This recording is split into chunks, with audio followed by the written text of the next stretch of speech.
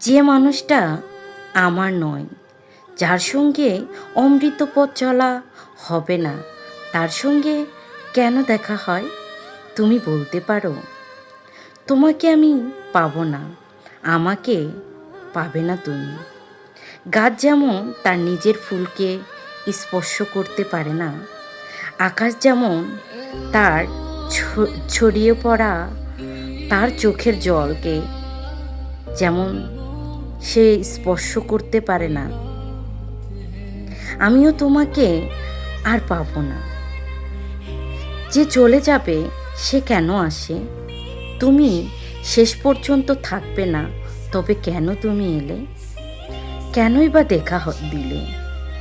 কেন জড়াইলে মায়ায় ও ভালোবাসায়?